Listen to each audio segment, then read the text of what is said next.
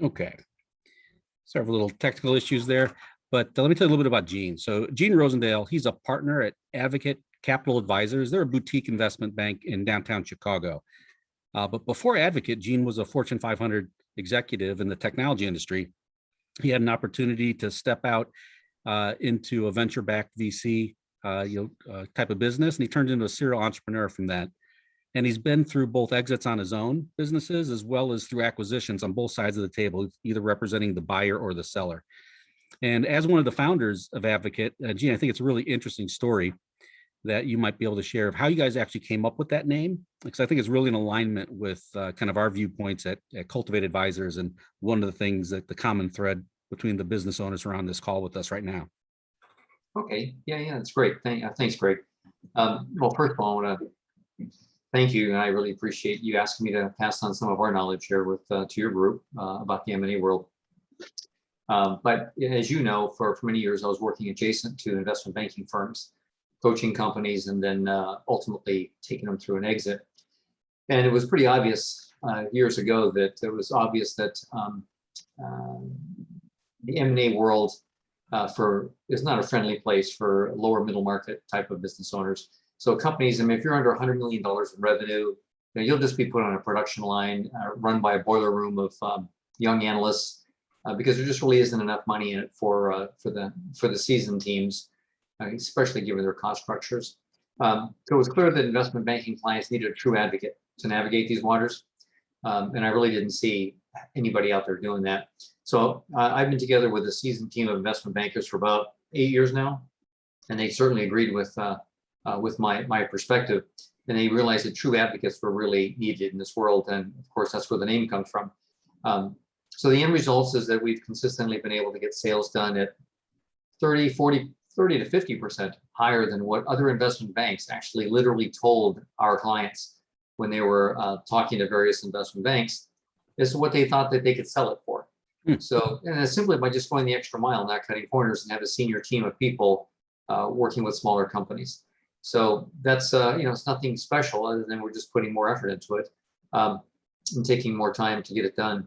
And I think, everybody on our team is pretty proud of that. I think they're really excited about the fact that, 30 to 50% more for a business owner, an entrepreneur at exit.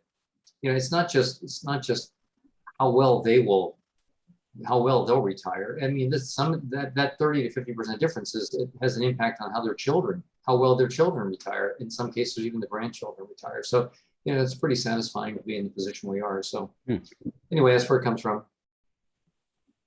Great. Well, then let me just pull up and I'll drive the presentation that you put together for us.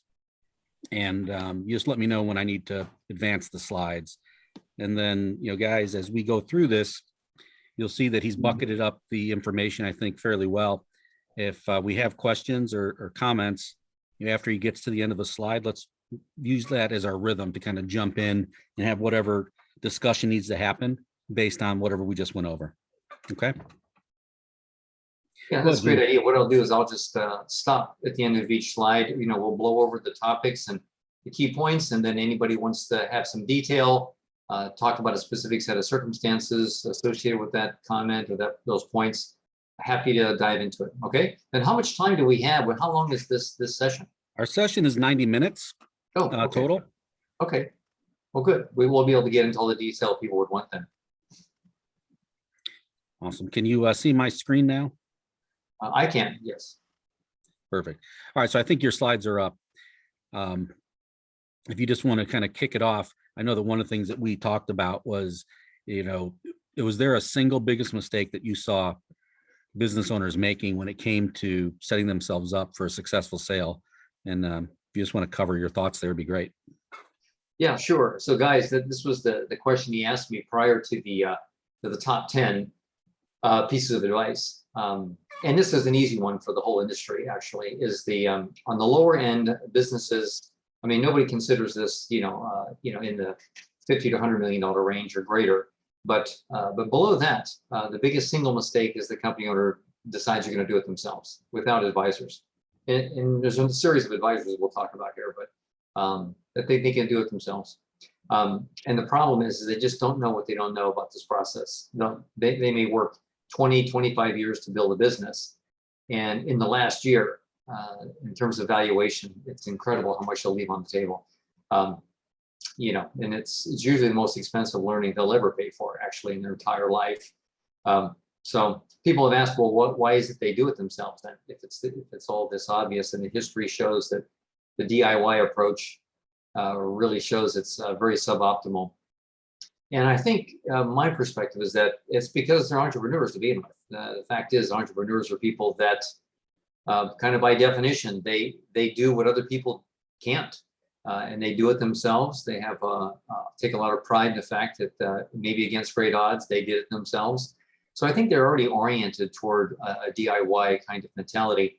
But there's two other very probably just as important drivers, I think. One is that I think they're thinking they're saving money. So that's the most ironic one of all of them, because there's just so much history that shows that probably 20 to 30% more is what people get consistently by going through advisors versus trying to do it themselves. It's a mature industry, guys. I mean, there's a lot of history here. So it's not a world according to Gene. That's pretty much how it is. So that's why it's so ironic that they think they're saving money. It'll cost them 5% to sell, and or thereabouts. Certainly with our company, and we'll get 30 or 40% more. It's just it's a no-brainer. So I think saving money is a driver. Another one is, and I think this is a lot of truth to this as well, is that a lot of the business owners will say, listen, nobody can sell my company better than me. I've been doing it since the beginning, right? And that's what they think, and that's absolutely true. However, the problem is that they're selling their company, they're so used to selling themselves and the company to customer types, right? People that are interested in their offerings of products and services. However, this crowd is a very different crowd. They're not actually interested in your products and services. They see the company from a very different perspective, and they're looking for very different things. And the irony is that a whole bunch of stuff that a business owner would normally say to endear themselves to a potential client or alliance partner, or in many cases, exactly the wrong things to say in terms of valuing their company in the eyes of the buyer. But just because this is just not where they've been, and they're not used to talking to this kind of crowd who's looking at it from their perspective and setting up a negotiation from their perspective. They're setting up a negotiation from the moment they open their mouth. So it's although it's true, no one can sell the company better than the owner. However, this is a very different customer.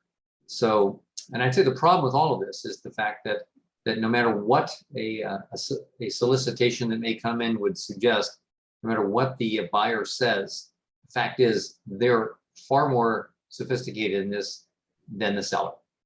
They've got much more experience. They'll even suggest that they don't have much experience or won't appear to be having any advisors. And I can assure you they've got plenty of advisors in the background. And it behooves them from a negotiation standpoint. And you are talking about people that are fairly sophisticated negotiators, especially depending on the size of the company. The bigger they are, the more so the case. So they'll even suggest that they're just regular guys. So the reality is that it's a knife through a gunfight scenario. And the sad thing is, a business entrepreneur probably doesn't even realize it until it's too late. And then the other part of it is that they completely underestimate how much time this takes. It's an incredible distraction. And they take their eye off the ball, which is the most important thing for them to do, is to make sure that the momentum and the trend line of their company continues through this whole sales process, because that process can take 6 to 12 months. And then during that time, the buyer is constantly looking to see how you're doing in terms of performance against forecast during this time. And this is probably the time where we see the greatest devaluation take place in a company. It's during this time of the sale where the business owner is taking their eye off the ball. And when they start doing things that are completely different than their normal day-to-day, which will be seriously the case, what happens is the employees, customers, suppliers, everybody starts to figure it out that there's something going on here. So the anonymity or the confidentiality soon gets into the employees' hands, gets into the competitors' hands. They start using it against you. Some of your key employees get nervous. I mean, it becomes part of a death spiral. So that's why I would say this is the biggest single mistake. Yeah, and we've done, everybody on the call has gone through, I'd say a light version of pre-due diligence. We leveraged a third-party resource that I use to help them look at their business through through a buyer's eyes or independent person's eyes. And I think they got a sense of all the different areas somebody might ask for documentation. Now, we didn't have to go through that process of documenting anything and showing it to somebody. But I think guys are getting an idea here that if you actually get into a conversation with a potential buyer, that it is going to be very detailed and drawn out and could have, take up the vast majority of your time. You guys have any questions or comments about this particular topic before we move on for Gene? I have a question. Go ahead, Ivan. Who leads the communication? So if it's not a business owner, is this the advisor? Is this like similar process to how your legal advisor or your lawyer will represent you in like a legal issue? Yes, you'll want your advisor as much as possible to be the person in between you and the buyer. Okay. So yeah, because there's a number of things we'll talk about here a little bit later, but one of the big things is that you want somebody who wants to negotiate in a more hardball fashion, or at least in the same way that the buyer is, but understanding that you're likely to have some kind of relationship with them afterwards. The buyer, there's going to be a transition period, potential earnouts, things we'll talk about. And what's terrible is that you play hardball, and then before you know it, you're working for them. And then life gets really ugly. It could be the worst 1 or 2 years of your entire career once that happens. So you want somebody to be, playing, running interference. Not to mention, just so much time. I mean, there's hundreds of phone calls and emails that will happen, and you just don't want anybody fielding them, and you want your advisor to constantly say to the buyer, well, let me take it back to my client, or my client doesn't feel this way. And then that buys you time for us to sit back and discuss, okay, here's what they're thinking. I think this is what's going on. Here's the history of this buyer. I know that they behave a certain way in the last 3 transactions. So we can strategize and buy some time. So there's just a lot of advantages we'll talk about more. Yeah, perfect. Thanks, Ivan. It looked like somebody else was getting ready to come off mute with a question, or did that answer it? I think we're good. Move on. Okay, good. Yeah, so not all advisors are equal, and like we have a range of different sizes of businesses on this call, and throughout Cultivate Advisors.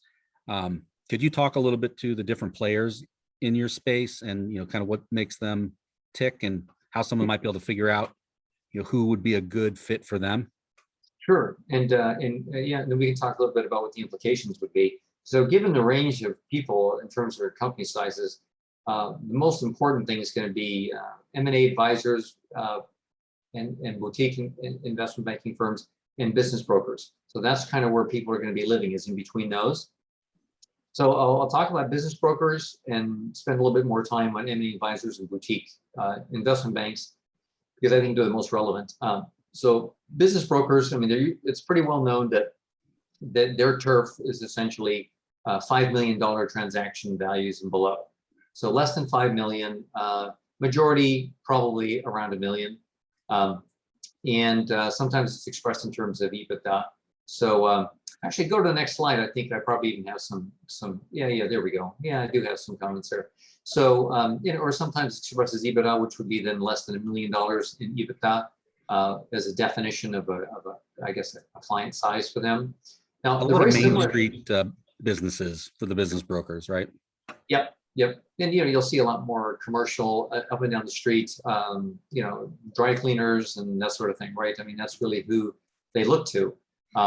Now, they work very similar to real estate brokers. In fact, most of them have a real estate license. And oftentimes real estate's involved. It's one of their biggest attractions, frankly, is the fact that there's a real estate component that could be significant. So the way it works is that the company owner, you have to be prepared to provide marketing materials, historical and forecasted financials. You'll provide that, and then a brief description will be posted for sale on specific websites for this sort of thing, and it'll be marketed with an asking price. I mean, it's just very similar to real estate. And those who are actively looking as buyers looking for that kind of business, they'll shop those sites. And now it's different than a proactive effort, so that leads to fewer qualified buyers, and there's a lower probability that it sells at all. So you could be throwing a party and nobody shows up, right? So that happens much more so in the broker world. And they'll charge a much larger percentage as a result of that too. Some will tell you that, oh no, I do more than the regular guys. I have a whole mailing list of people that I could send to.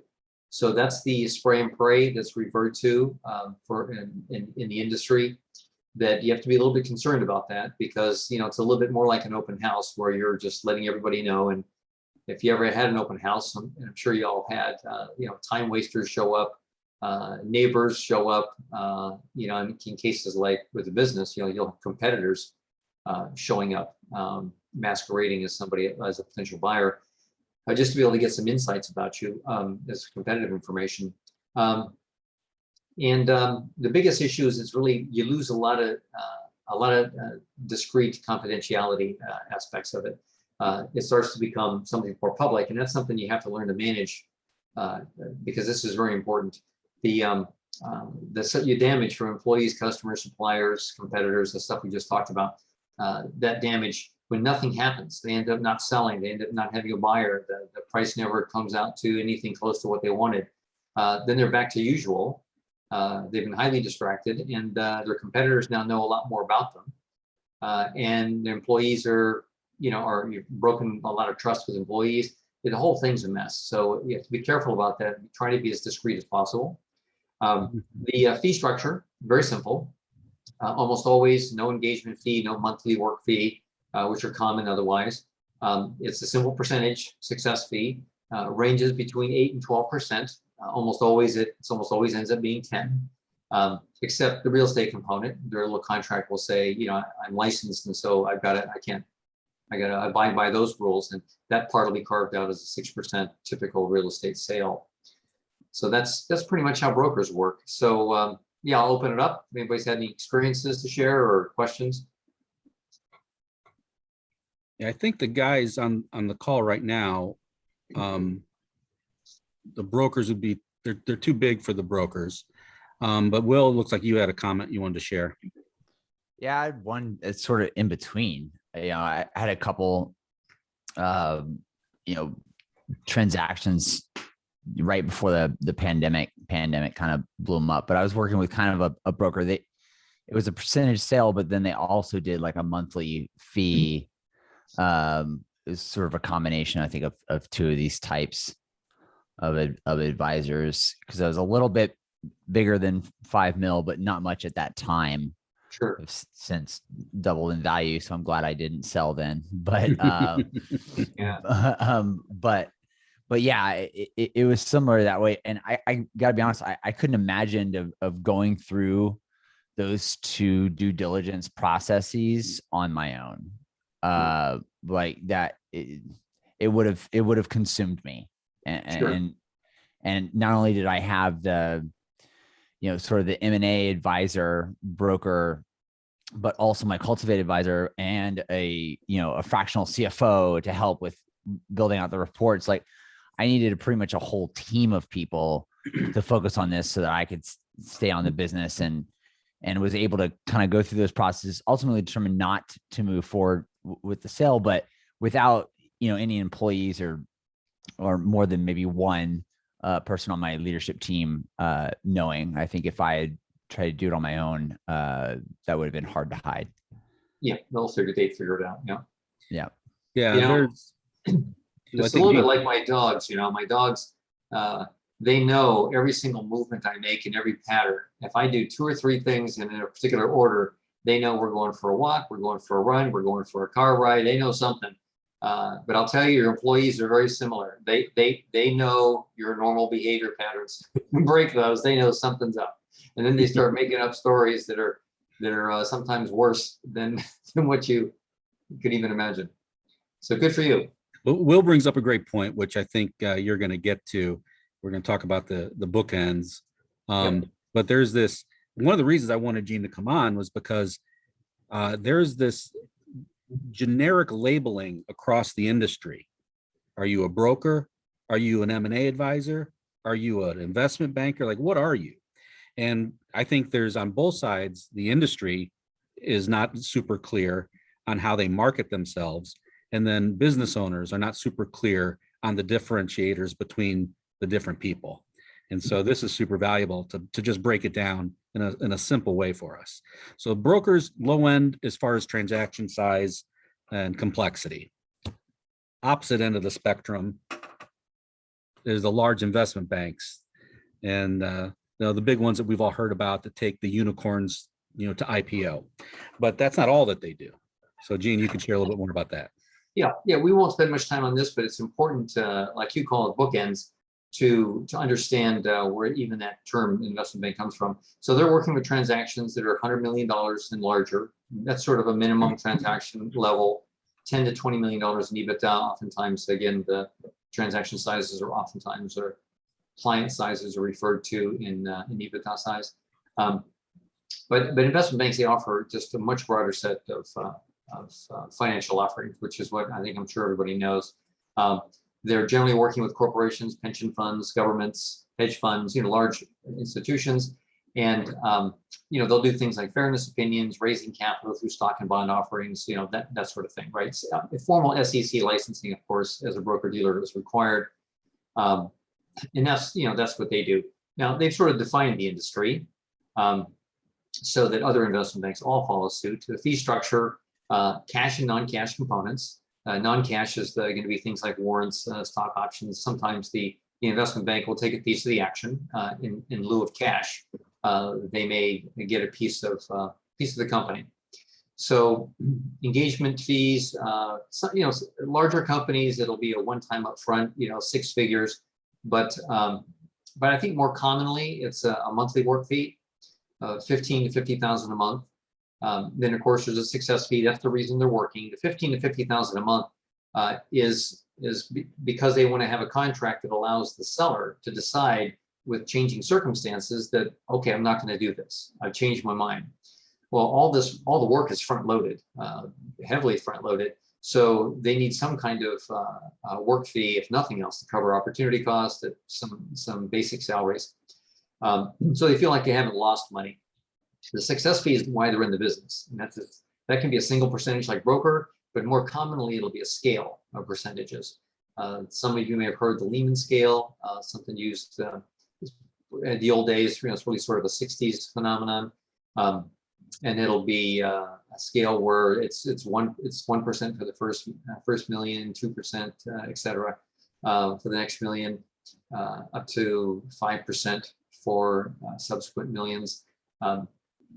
That's not used that much today. Sometimes you hear someone make reference to double Lehman, triple Lehman, or it would be modern Lehman, sometimes referred to. It's just all it is the same thing being adjusted for inflation, which has been since the time of Lehman, I'd say since its inception, inflation is probably about 6x is what that would attempt to try to cover today. Their success fees are generally in the 3 to 4% range, in that low end of $1 million revenue or $1 million transaction, and going all the way down to a fraction of a percent on $1 billion plus transactions. There are more complex contracts. You'll see some minimum fee components. There'll be breakup fees. And like I said, the non-cash stuff is usually involved as well. So that's the large guys, which, I don't think we need to spend too much time on, but they sort of set the stage. Any questions about that? Nope. All right. We good? Let's go to the place where I think most of our clients will live. Right. So it's a term, it's not so much an identity, but it's a term, M&A advisor. So that can be somebody, first of all, that's an attempt to cover this gap that I left, right? I said under 5 million is brokers, closer to 1 million in transaction, and then you've got the $100 million and greater. So it's a pretty large gap. And really, frankly, given the number of businesses out there, that's really where you're going to see most of the number of transactions. So in that world, from bottom to top, from 5 million to 100 million, you're going to see the term M&A advisor show up on the bottom end. And then you'll see boutique investment bank. Can be anywhere in that spectrum, but probably more on the the upper 2/3. But it's often they're the same. So in any given transaction, a boutique investment banker will refer to themselves to M&A advisor because that's what they're doing in this transaction. They're not doing any of the other investment bank type things. It's anytime you're buying or selling a company, that's going to fall into the M&A advisory. Now, M&A advisors, people who position themselves as the professional label, they're generally unlicensed SEC types, whereas the boutique investment bank is still SEC licensed. Just they're not doing monster deals is all. In both cases, here's the most important thing. In both cases, it's a proactive sales process. It's not passive, like you put it on a broker's website, where it's a clearinghouse for people looking for $1 million transactions. This is where you're going to go out after people that are a qualified list of folks. So the fee structure is going to be driven by the same as all investment banks. So it'll be driven by that legacy. So the engagement fees will just be smaller. It'll be $5K to $25K a month, depending on a bunch of different circumstances, the sellability of it, that sort of thing. If they think that the sellability is low, the probability, where you should just use as a general rule of thumb that 75 to 80% of the time, a transaction actually takes place. The sale actually takes place. So 25% of the time, nobody buys. So we have to keep that in mind on the lower end. So if they think that, listen, I'm going to be doing a lot of work here, and I think it's a slim chance, this will be in conversation directly with you. They'll say, I'll need 25K a month. Now, the transaction is probably going to be 50, 60, or 70 million. So the 25K doesn't hurt nearly as much as you might think. Maybe just as painful as 5K for a smaller company. But the fact that there's something happening each month makes it clear that the seller is serious about doing something, because this isn't just, yeah, go out and see if you can sell it and let's see what happens. This is somebody who's pretty serious about making something happen. So they're going to pay 5K a month as a minimum. Success fee, 3% near the top, and the $5 million transaction is probably 6% is what you're seeing. And remember, the broker below 5 million was at 10%. But then there was no monthly fee generally.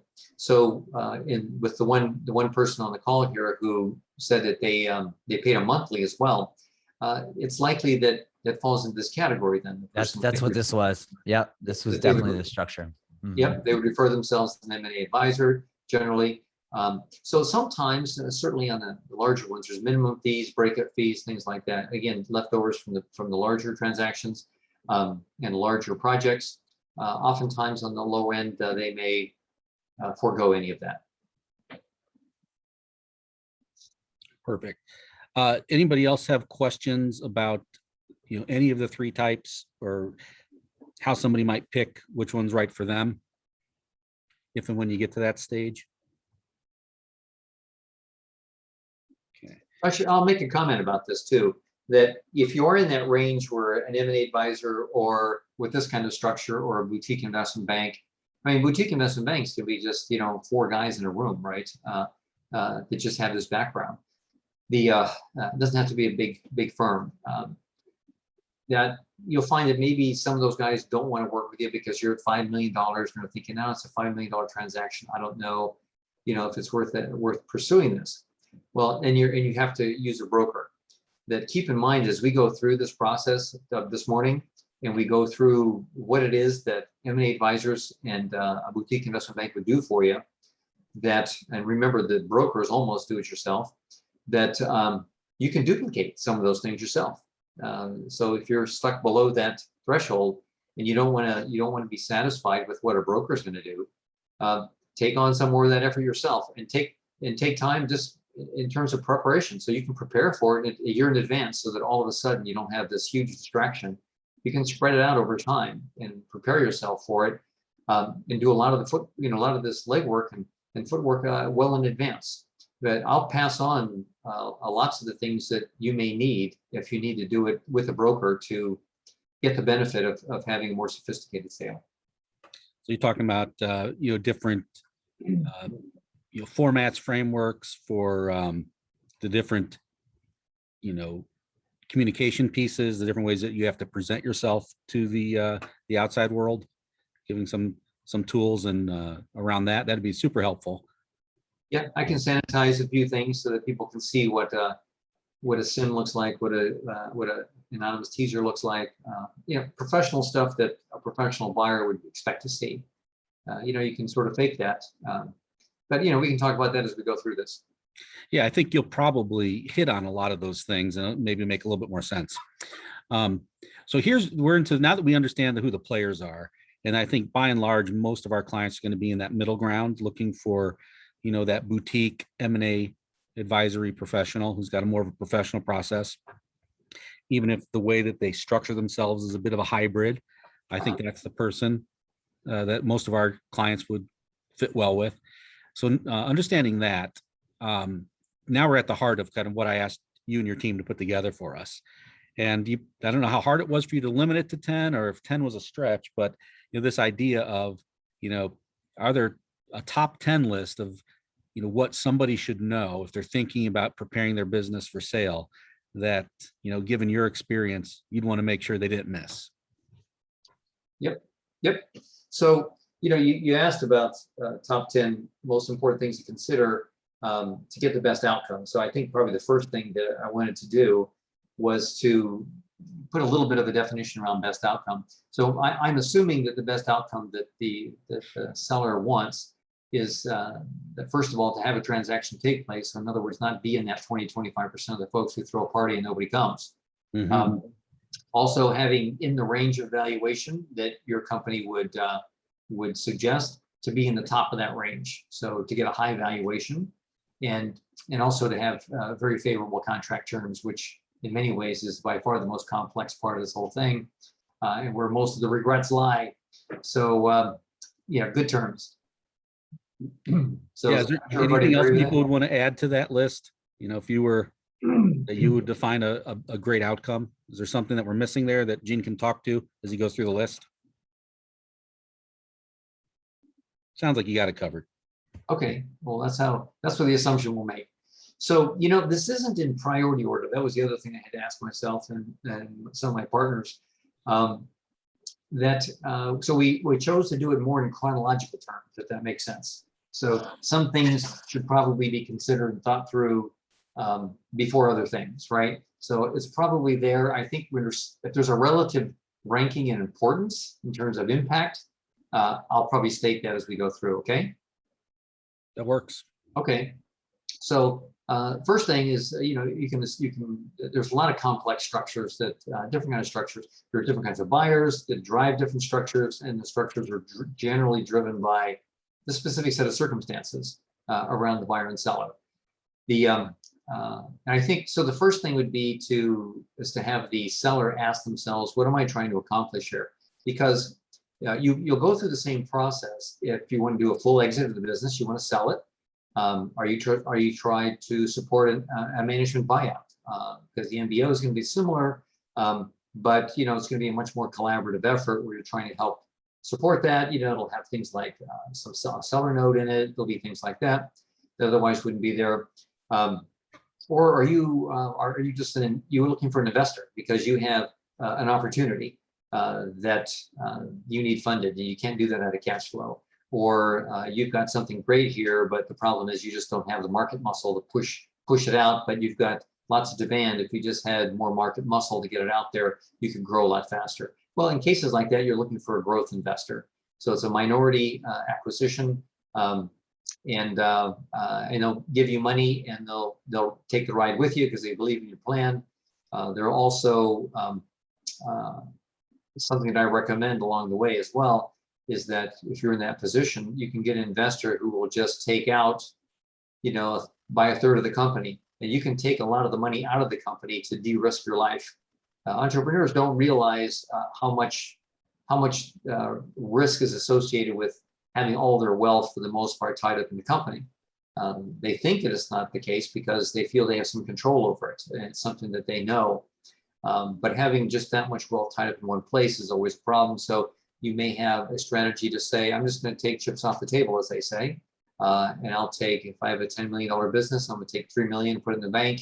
And so I'm not going to be so dependent on what happens at the end because, you know, something catastrophic can happen. So, so those are different kinds of things to think about. What are you trying to get done? And there are different components of structure associated with that. So for this conversation, let's just assume, as I go through these 10 steps, that we're talking about a majority sellout or, you know, a full exit as the assumption. One of the things I think everybody should know, and I'm surprised at how many business owners don't know, which is why I wanted to bring this up separately, is that all these transactions are debt-free, cash-free transactions. Now, a lot of people don't know. I mean, you'll get a letter of intent, and this first sentence is going to say that just like when you see a label on a sticker label on a window of a car, it'll say as is. So it's effectively the same thing. So I want a debt-free, cash-free transaction. Now, a lot of people don't know what that means exactly, but it's almost unbelievable in some ways. So it's always there, and it makes a huge difference on how much you're taking home after the transaction. So all purchase prices assume that all debts are paid at the transaction. So anything that's interest bearing, right? Any loans that you have, even your operating line, it's got to go taken down to zero at the transaction. And that's what the purchase price assumes. Yeah, the buyer is going to go lever it up and get whatever loans they want, whatever they believe their structure is going to be for debt and use of debt. But they're buying something that's completely free of debt. AR and AP, I mean, that's going to be assumed by the owner, and there's going to be a delta there. There's going to be a very complex, I don't know if anybody's been involved in this yet, it's very complex and highly negotiated working capital calculation. So that's the only cash that can be left back in the business and needs to be. We've had situations where it's a seasonal business and they happen to be big on cash at the moment when they're selling. Well, they'll get a lot of cash back because that working capital calculation is going to be normalized. They happen to have a lot of cash now because it's that time of the season. It could be the opposite scenario, that the season is low, so the coffers are a little bit lean right now. Well, average working capital is bigger than that, so you have to write a check. So these are things that are shocking to many business owners who don't have this kind of exposure. So then the rest of this stuff is just called contingent components. And I think you guys all know about this. Not so contingent is a transition. It's just that it's like a contingent thing. You can almost assume the transition period is always going to be expected. It can be as little as 3 months. It's rare, but you should assume 1 to 2 years. But maybe 1 year. But it can be months to years as transition. It's fairly lightweight expectation. The earnouts, on the other hand, are not. They're not lightweight, and earnouts they happen in this size range that we're talking about here in the lower market. It's about 95% of the time there's an earnout, as much as a seller is thinking that's not going to happen. So earnouts are they're generally between 25 and 45% of the purchase price. And what it means, I mean, maybe everybody already knows, right? But it's about holding back something on the payment based on some metrics that have to be met over the next 1 to 5 years. The longest ones that we've had are 4 and 5 years. Not that common, but a 1 to 2 year earnout is extremely common. So that's pretty significant amount of money doesn't come to you, and that's after all the debts are paid, right? And then now they're going to hold back another third of it, and they're going to say, well, okay, let's you'll get it back, you'll get the rest of it if you make some percentage of your revenue and profitability forecasts. I mean, we're buying you based on these numbers. If you were BSing us on the numbers, well, you're going to pay for that right now. If they're worried about you got really good customers, they want to make sure that you'll get your money if 90% of the customer base is still there a year from now, or suppliers or key employees stay. right? Your AR was as collectible as you said it was going to be. It'll be those kinds of metrics. Now, a lot of people think that's not a bad deal. I mean, it does. Earnouts do payouts. Rule of thumb, about 70%. Says our industry anyway that earnouts pay out as planned, right? So I'd focus more on the 30%, right? That doesn't, and this is the reason why. Part of it was because they were too aggressive in their projections, and then they got held to them. But the main thing is that you understand someone's buying your company, and so you've lost control of the company's behaviors, how they do the accounting, how the metrics are actually calculated. You no longer are in control of that. They do the accounting. You could find out that your company now is a department or a division, and now they're going to layer a percentage of overhead on your accounting that you didn't think, your cost structure, you didn't think it was there when you made your assumptions. But hey, that's your problem. You don't have any control how they're going to treat your employees, customers. Some of your best customers that had certain kind of payment history and terms with you could just get a note in the mail that said, okay, yeah, we're not doing that anymore. You can have collections people being rude to your best customers. So you just don't have any control over that sort of thing. They're to change the market and product strategy. And you made some assumptions on your forecast and profitability based on a completely different set of assumptions. So that's the problem with earnouts. And so that you have to be very sophisticated in your contract negotiating. Yeah. I mean, earnouts could be pages in a 100-page contract. And you got to be very clear about how to play that game. So there are escrows and holdbacks. Those are things usually known. I mean, you're in the middle of a lawsuit, or there's a big insurance claim, they'll just escrow some money off to the side. Then in deferred payments, they could be, seller financing stuff or other kinds of known things that just truing up of net working capital, other kind of reconciliations or something. They're minor issues. So this is kind of a big deal here. So I'll let you guys ask questions. Yeah, I think the big thing that I'm hearing is that earnouts, aren't necessarily a bad thing. In a perfect world, you get paid 100% cash at closing. You wash your hands of it and move on. It's rare that happens, and so you need to be prepared for it. But the big thing I'm hearing is that, and this maybe ties into the team of advisors that you need when you're going through this, that you got to have people who are aware of all the trap doors and the ways that people will try to slip one by, so that you are as protected as you can be in how you negotiate the terms of those earnouts, right? So that everybody's clear on how exactly they're going to be calculated and who's in charge of what levers that might impact that. Right. Yep. Yep. And yeah, exactly. To cover all the trapdoors. Yeah, that's. I can give you an example. Story about escrow. There was a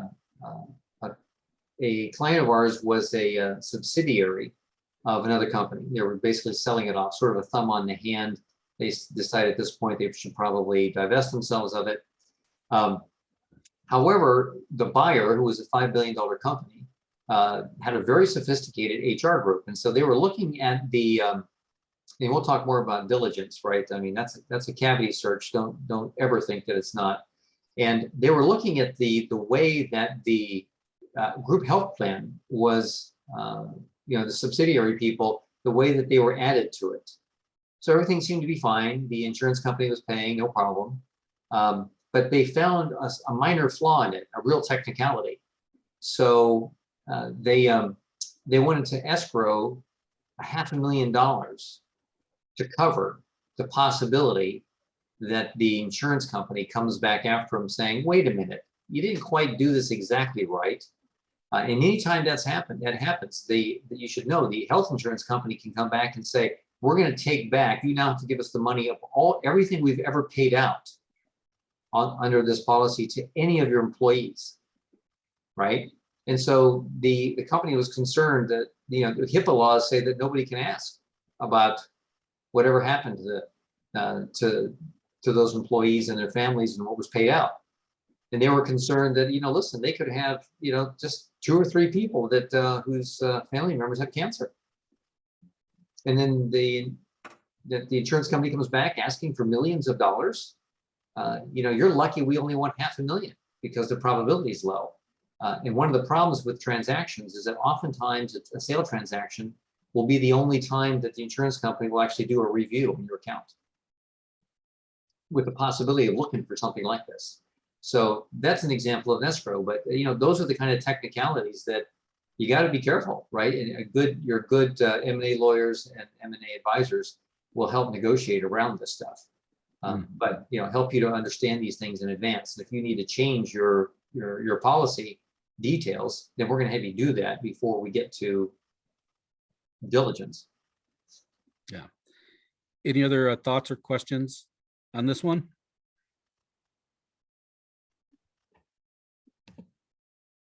Cool. Then let's just move on to number 2. And we've got approximately a little more than 30 minutes left. Okay, so we'll speed it up here. I think many of you may know this, but most companies don't sell on a proactive basis. It's almost always a reaction to something. The most common things, I would say half the companies are like this, maybe most, but it's going to be a reason. It's going to be like burnout, a health scare, an industry decline. A very common was loss of a major customer, by the way, where the customer was over 20% of the business and they can't really survive that. Death of a partner, that sort of thing. So that means there's some sort of distress, right? It's less than ideal. So keep that in mind. What you really want to do is you want to try to you want to exit from a position of strength. It has to be a plan, hopefully near the top of your game, so you can get to the top of the range of value. So plan for it. Another thing too is you should probably do it sooner than you're thinking. We have never heard anybody say, I stayed in my business longer than I should have, or I should have stayed in my business longer. No, that isn't what we hear. It's always something different. So anyway, things to consider in terms of timing. Is the long-term outlook for your industry good? Because if it's not, it's time to reinvent yourself now, or move now, so that before everybody else can figure it out. Your trailing 12 or 24, it's often referred to as TTM. Trailing 12 months, sometimes trailing 24. Those are the financials that are the most pursued in diligence. We're gonna want to take a look at that. So they want to see the trend line. So you want to do this when your trend line is good. Are your non-financial value drivers strong? And we'll talk a lot about those coming up. Do you have the right team of professionals? And I don't mean just M&A advisors. I mean other folks we'll talk about. Do you have a good post-transaction plan for yourself? What are you going to be doing? We'll talk more about that as well. And is your timing, is it allowing for this whole transition earnout stuff we were talking about? That adds on a couple of years. Now you can exit, by the way, and you'll hear a lot of people say, I exited an all cash buyout. And I didn't have a earnout. So that's possible. Now that cost the person dearly. All right, so that's just like winning the lotto and taking the cash payment as opposed to getting it over a period of time. You're paying net present value of that. Well, what's happened here is that the buyer is going to take on a lot more risk as far as they're concerned, and so you're going to pay for that. So I didn't want to misrepresent the fact that that being cashed out is rare. It's usually you just pay for it. Yeah. So the risk that I want to point out is this idea of overstaying your welcome, right? I'll just use that term. One of the things that we're tracking with some of the tools that I'm building and sharing with you guys is when we hit our freedom point, and at some point in the future, the value of your company combined with your own personal savings plan is going to be enough for you to do whatever's next for you. That doesn't mean that you need to jump at that point in time, but just be aware of the risks of the things that could change inside your business when you were there, and it could go back to a spot where it's not at the freedom point anymore. Right. So I think that's a different angle of what Gene is talking about. Anything else people want to comment or ask about timing? Then we'll scoot on to the next one, Gene. Sure. What's next? Properly preparing your company now. Okay. So always keep in mind, guys, right? What this may be obvious that buyers are paying for the past, but they're buying you for your future, right? So valuations in terms are driven by the future potential, right? And then anything that lowers the values is about the risk to that future potential. That's the entire basis of all things in the process. It's I need to understand your future potential, and I need to understand all the risks associated with it. There's really nothing else that's going on at a strategic level. So one thing I'll say is that sellers are viewed in the lower end of the markets to be much less sophisticated and unrealistic about what is a reasonable valuation for their company. So you might want to do as far as the timing stuff in the previous slide, you start thinking in terms of what you believe, doing a little bit of research on what you believe the company's worth so that you're not disappointed. And then when you consider the fact that it's cash-free, debt-free, you may realize, oh my God, I got to work on this thing for another 5 years before I can get what I need. So, you know, everything that we talk about is a range of values because there is no known valuation specifically. Lots of different ways you can calculate it. But generally speaking, we all know that it's usually the ballpark is established by a multiple of EBITDA. But that's just where the beginning of the negotiations start there. Everything above or where you are in the range of values are going to be driven by how you go to market to sell it and the non-financial value drivers, which are right here. So you guys will know all these, I think, and I know that Cultivate will hammer these things all day long, I'm sure. These are the things that will determine where you show up. It may have a lot to do with what your valuation ends up being. Certainly how good you can, you know, really how well you can negotiate, how strong you can be. So the question is management team deep and strong, but without you, right? Process and procedure. Have you made the transition from mom and pop style management to real professional management, which means that whatever genius you have and your management team has, have you put that in process and procedure, or is it still in everybody's head so that your genius walks in and out of that office every day? They need to know that they're buying a machine that produces this much profit systematically. Mom and pop folks don't get that. A good book, an old book these days, it was a series called E-Myth. E-Myth Revisited. I think the first version, I remember reading the first one, it came out in the early 2000s maybe. Remember thinking, God, he just totally missed something. And the irony is a year later, it comes out with E-Myth Revisited, because clearly I wasn't the only person that thought that. So I would start with that. But it really addresses this issue. Do you have professional financial reporting controls? In other words, you have a good accountant? Are you doing things real well here in terms of GAAP procedures? Customer diversity guideline, just make sure you don't have a customer that's more than 20% of your revenue. That would pretty much keep you safe in that regard. Again, this is about risk, right? So that they're of your future is what they're buying. Do you happen to have any recurring, as opposed to non-recurring revenue models? Even if you have, even if you don't have a recurring revenue model, but you say you can show statistically that 90% of your revenue each year comes from the same customers. It's repeat business. It's not contracted recurring, but it's close, right? So these are the kinds of things to highlight, or you can start to institute as much of that as you can. And just in general, sustainable competitive advantage. And this is where your marketing stuff is you want to build it, and then you want to reflect it in marketing materials. And it's intellectual, this is where intellectual property shows up.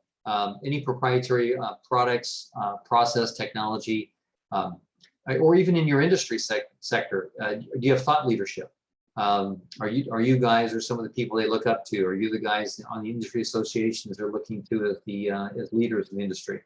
Do you have market power through just either your size in your sector or through channels that you have?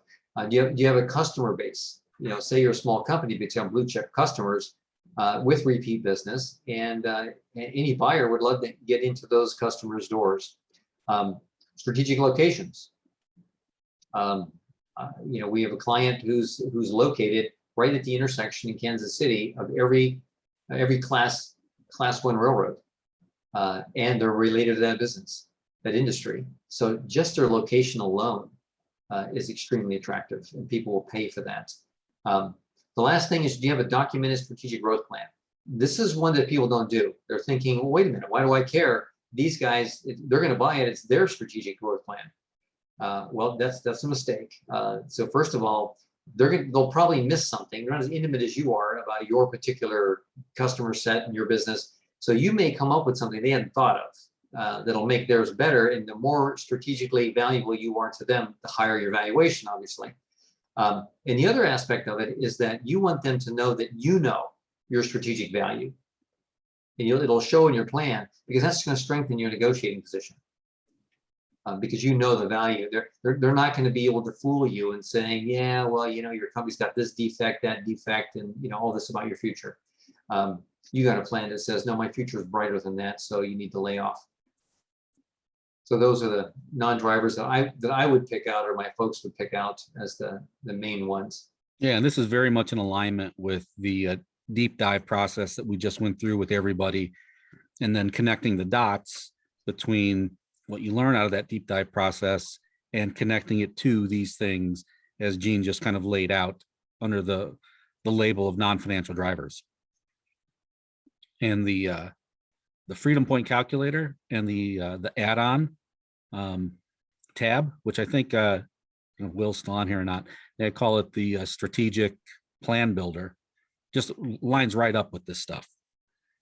So anybody else have a question or comment for Gene on this one? Yeah, I knew this would be right in your guys' wheelhouse. So yeah. Yeah, so let's move on to preparing yourself as the owner. Okay, yeah, we talked about preparing the company, but this is something that people don't tend to address very well. But it's not the most important thing here, but it can be. So we'll go through pretty quickly here. It's pretty simple. So you guys may have this belief as well, but I've always believed that every decision has a component of running to something better and running away from something worse. So the idea here is you want to make sure there's a lot of running to. Remember, I talked about the most businesses are sold because there's some form of distress. This is running from. Okay, you're running from a bad situation, being forced to sell earlier than you might have wanted to.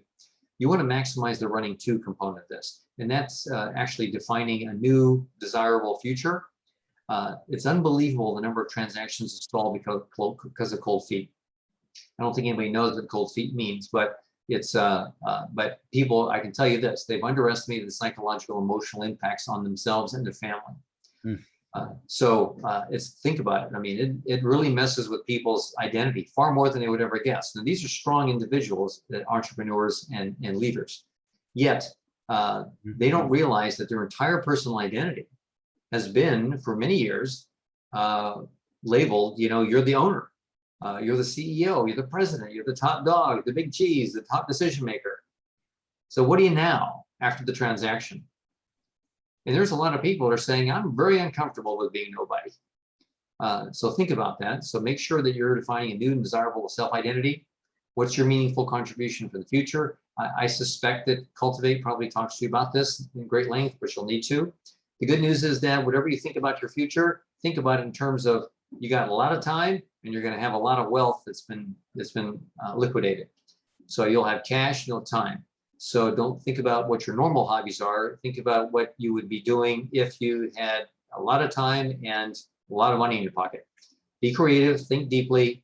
But the only thing I'll caution you is remember, whatever you envision your future to be, understand that at this level of transaction, at these levels of consideration, the non-competes are not like an employee's non-compete. They're much heavier. So understand you will be asked to stay away from the industry for 5 years or so. Okay. Yeah, it makes sense. And we spent at the very beginning of this program, we spent the first 4 weeks talking about this stuff and helping the guys get really clear about these various impacts and tying it back to what do they really want, and then how does that connect to where their business is today and where they got to go, because it's such an important piece. And it also leads to having a much more motivating and enjoyable time of running your business now. The clearer you get on this stuff. Yeah. Anything that people want to add or ask to Gene on number 4? We'll move on. to the list of advisors, which that label professional M&A advisor seems self-serving, but I know that you're not just talking about people who do what you do. Right. Yeah. So we can gloss over a lot of this. We've got a couple more slides that I want to spend more time on in the second half here. There's a couple of things I want to mention. This whole DIY side effect. So when people do it themselves, in particular, that you have to think about the buyer. And we've been on both sides of the transaction routinely, and there's some unintended messages sent to the buyer when you guys do it yourself. It's that the big message is that, well, that's pretty poor judgment. And so the question is, what else are you doing that's poor judgment in the company? What else have you done to the company that's going to add more risk and lower the value? I'd say, we talked about the other ones. Yeah, we talked about the other ones. Good enough. Other licensed professionals. I just want you guys to know, don't ever use your corporate lawyer for an M&A transaction. You need an M&A lawyer. It's two different things. This is using a contract lawyer to do your divorce, right? This is using a orthopedic surgeon to do brain surgery. It's a very specialized area. These 100-page, even small purchase agreements are 100 pages long. And there's a million terms in there, and those terms are designed to push risk onto you. That's the only reason they're there on the buyer side. If the weather changes, the risk goes to you, and you need somebody who's wrestles and arm wrestles with these things and all the nuances all day long. So that's a big one. You might want to get also a company accountant who's been through M&A diligence before, one that really understands GAAP accounting. You understand your accountant has been helping you minimize profit to minimize taxes. So you need somebody that knows how to make adjustments. You don't have to change your accounting, but you can provide significantly recasted financials that show all these adjustments that if you were to do your accounting to maximize profit and maximize tax, which you're not, you can actually recreate those financials. We do. We'd help you do that, recreate those financials. Now, you're going to need a good accountant for that and somebody who understands the M&A environment. And a tax accountant, personally, you want to make sure that your accountant personally understands the tax implications of different kinds of M&A structures. There may be a certain structure that you would prefer that would be a lower sale price and way more money in your pocket. I'll give you an example of a client who's going to sell this week. And part of the transaction, that's a strategic acquisition, one partner is exiting 100%. The main owner is staying on with the strategic acquirer. And so he's rolling a good piece of his business into the new operating entity. Well, the first version of all these agreements that Gene's talking about that came to him, didn't even discuss what the new operating agreement was going to be or how he would get his fingers on his money at some point in the future. And then the next version that came talked about it with very broad terms that were very much in favor of the buyer, as far as not being very specific about when and how. And then another version came back and they were getting specific about when and how, but they were also minimizing. They weren't saying that they would give him at least what he put in. They say, hey, whatever market is at some point in the future, we'll pay you. And so if he didn't have a good M&A attorney who was on the lookout for those things and then fixed it, which they agreed to, all this stuff. It's just like, hey, let's see if we can slide one by. It wasn't like they had to argue about it. And so it was just a matter of somebody who understood the language of these and just the I guess the culture or format of these types of negotiations that could quickly address it and do it with confidence that they knew that they could come to a resolution that worked for their client, which is my client, the seller. So this stuff, getting the right person on the team makes all the difference. Yeah, the two most important, M&A advisor and the M&A lawyer, those are folks that guarantee they will return 4 and 5 times what they cost. The other folks, not necessarily, but they might. The first two for sure, because that's a no-brainer. So now I'm going to minimize these stories here because the next 4 slides are the most important, and we have 15 minutes. Gotcha. So I'm going to go through these pretty quickly. Obviously, leaving room for questions. The actual sales process, we talked about the distraction and stuff, but more importantly, if you're going to do this through a broker, because you have to, one of the things you can do is you can construct this kind of process yourself. It is a 6 to 12 month process. The financial, so you're going to have to develop a financial model, which is what a third party would do, that I just described, how you can recast your financials to maximize the profit. And you can do it in a way that is expected by a sophisticated buyer. This isn't like they're going to think you're playing games. This is expected. They're going to actually do this. So as much as you can do this in advance, the better, to make sure they're going to do it, not show you what they think this thing could really do. So you're going to have to show them that this is what you think already it's doing. So you have to do that. Get professional marketing materials. Like I said, if you can't get to people like us, then what I'll do is I can show you some sanitized versions of what some of these marketing materials look like. So you can try to recreate some of these things yourself. The buyer's list. This is important. Now, this is a hard one because, but you can Google private equity firms. You can that have portfolio holdings in your industry. Obviously, the big industry players.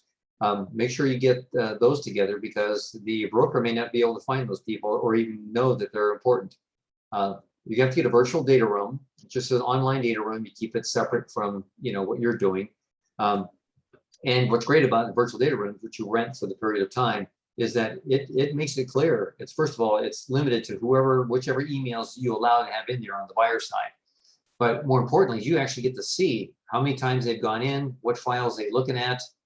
You can look at all of that. It'll be hundreds of documents. People are shocked by that. 10 and $25 million sales would have 400 documents in there that are being requested by the buyer for diligence. You're going to have hundreds of voice and email communications. So keep that expectation there. That's going to be all these people when you first send a teaser out to want to know a few more things over the phone or email. Can you tell me more about this? I know it's anonymous, but how about this? How about this? How about that? To get them to the point where they'll send you an IOI, indication of interest, saying, yeah, I'm interested. This sounds good. I'm signing an NDA. Give me more details. And then they'll take a month there, and it'll be another month where they'll look at the details, and they'll come up with a letter of intent for those who will. A small fraction will do that, understanding that most are expecting that there's an exclusive period at that point, that you're not going to be shopping the company while they're spending all this time, energy, and money and diligence. Okay, so that's important. And that diligence, I've never seen it less than 60 days, and often have seen it over 90.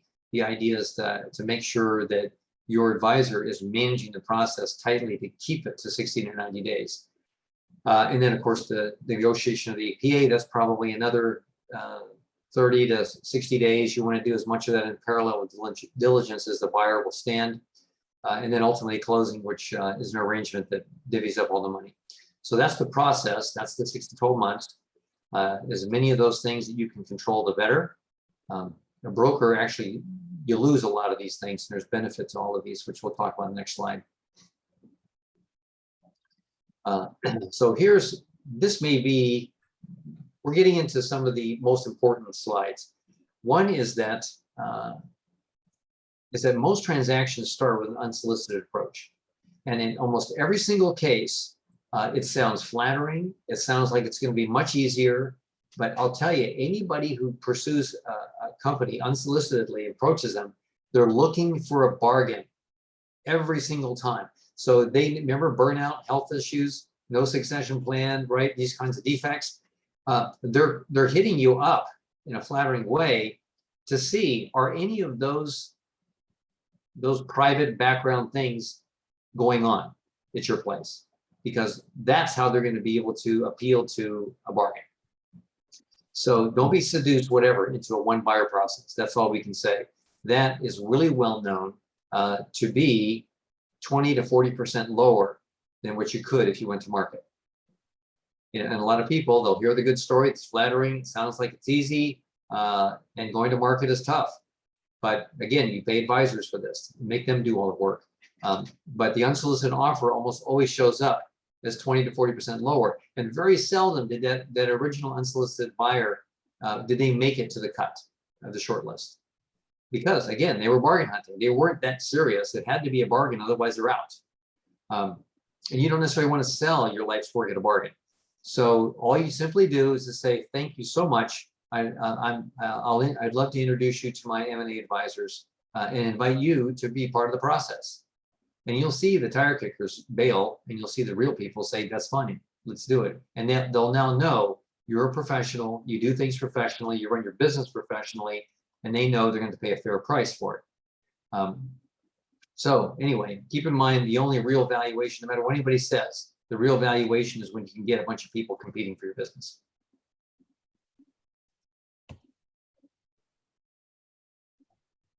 So we can blow through this one quickly because I was saying that if you're under 5 million and you can't just turn this over to people to go through this proactive process, and you can do some of this yourself. You've got a marketing person, you can, you're a decent writer. You can start putting together this SIM, a confidential information memorandum, right? The SIM and a blind teaser. You can put this stuff together. I mean, they're not a big deal. The teaser's only. And is this some of the stuff, two. Gene, you said that you could share some sanitized versions of? Yeah, I'd clean some. I'd find something representative and clean it up and remove all the proprietary stuff, so that you know this kind of graph goes here, images go here. This is the format they're used to seeing. And people consistently will tell us, the buyers will consistently tell us that, wow, this is a great SIM. So something we're proud of. And so we'll, we're a little bit more of a marketing group than most investment banks who are spreadsheet jockeys. We actually will sell your company a little bit harder. So we're better at this sort of thing. So I can give you some of those. Yeah, that'd be huge help. We'll post that in the group. Okay, that's good. Because I think you do have people that won't be able to get an advisor to work with them. But get a qualified list of buyers, through Google or whatever you can do. It can be just a dozen, it can be over 100. But understand that there's somebody out there who's going to value those unique elements. We talked about the non-financial drivers of value.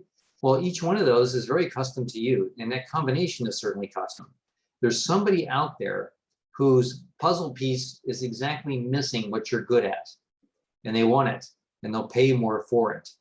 You just got to make sure they're on the list. That's the problem.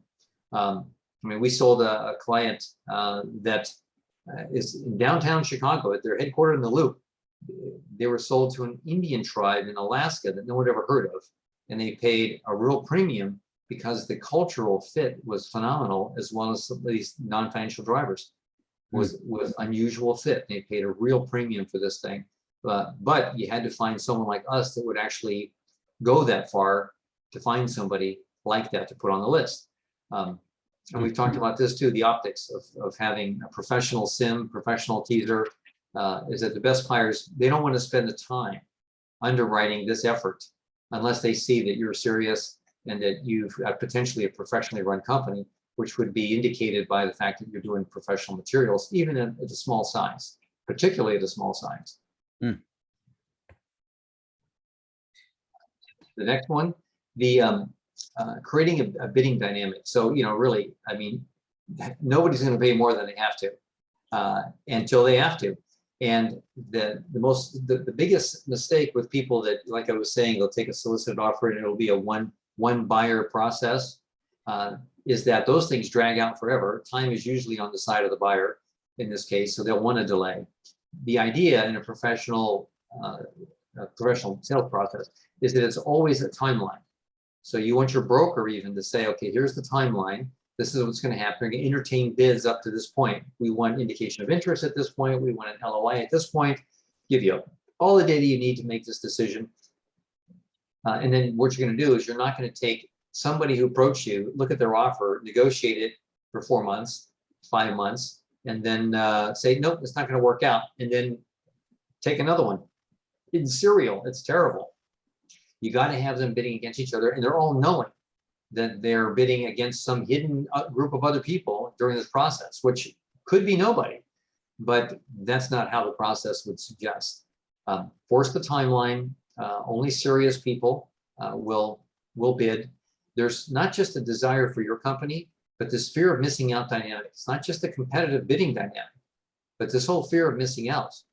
We sold a company, a $10 million revenue company, we sold for 25 times EBITDA because they had three $4 to $5 billion companies, all worried that some of the IP was going to go to the other two. Mhm. So not only they fearing of missing out, they were scared that their competitors were going to be using this IP against them. And so they started bidding each other out, and the fear of missing out dynamic was huge as well. And the process does eliminate shoppers and bargain hunters. So it's important. People feel terrible when somebody says, no, I'm not interested, or I'm going to pull out. And you never should, because that's not a good deal. That'll be a very regrettable outcome. So you should feel good about those people leaving the process. And then our final one, and then I think we'll have a handful of minutes here, 4 or 5 minutes at the end for general, comments and Q&A. Sure, sure. We talked about this already, so we can buy some more time here. That it's about, and some of the guys on the line here know how this can be a very distracting process.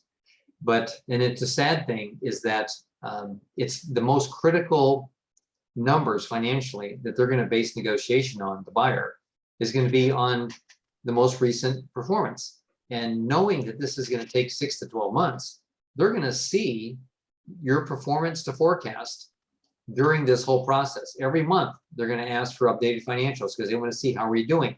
Now, it happens to come at a time of greatest distraction because people didn't prepare themselves for the process. Mhm. And this is where we see over a period of years, we can look at the last 5, 6 years, which is ultimately all they care about looking at, and we'll see the greatest evaluation take place during the actual sales process. The LOI numbers get smaller and smaller by the time the transaction closes because the trajectory is now starting to be questionable. So anyway, the other thing too is that you want to go out into an earnout period with the greatest amount of momentum possible, because they're going to tie you to something that you said you could pull off. But what happens is you take your eye off the ball, and now it's going to be really hard to do it because now you're going to make up for some distracted time. A couple other things we didn't talk about before. Do what you can. There's a bunch of different things you can do to ensure confidentiality as best you can. And then you're going to want to lock in critical employees with incentives to stay through, to stay on, to stay confidential. That sort of. There's a bunch of different tricks there that you can do to buy as much confidentiality for as long as you can. Awesome, Gene. Yeah, I really appreciate you coming on and sharing some of this with us. In the last 4 or so minutes that we have, just open up to general discussion or questions. Yeah, show the summary slide, and then let's just let people ask questions. There we go. Anything people want to add to this? Go ahead, Ivan. No, I just wanted to say thank you so much for putting together this presentation. It was very helpful, very thorough material. I appreciate it, Ivan. Yeah. Yeah. Thank you, Gene, for doing that. I thought it was really helpful. I don't really have any specific questions on anything, but it was definitely helpful. Got my mind thinking about different things I need to do. So especially having a strategic growth plan. I think that's something all of us should have. So yeah, I mean, you guys are working on that anyway, right? With Cultivate. Yep. Yeah, just make sure you have it to the end. And I'm a resource that's available. I mean, I've known Greg for a long time. He knows what the magic we do. You have access to me at any time. Perfect. Yeah, Thank you. We'll make sure that we get Gene's contact info, but if you just want to share it over this recording as well, so for future people, the best way for folks to get in touch with you, Gene? My email is gene@advocapco for Advocate Capital Advisors. It's advocapco.com. And my number is 815-342-1100. 815-342-1100. Awesome. Yeah, and if you and your team can sanitize a few of those marketing pieces so that people can get an idea of what you're talking about, we can add that, post that in the group as well. I'm sure that'd be, of a ton of value. I don't think anybody in this group is like ready to go to market anytime soon. But to your second bullet point, this is the reason that we're all here. so that we Yeah. can plan much earlier and do it in a way that we can get out on our terms and our timelines, for top dollar for us. And Well, understanding. since I don't have a sanitized one, we have to make one, but we would just start with one of the ones that I think is representative. It might be a few weeks before I get it to you, but it sounds like that's not going to hold anybody up. Okay. Yeah, that's totally fine. Okay, that sounds great. Happy to do it. Awesome. The last thing that I want to show, see if I can figure out.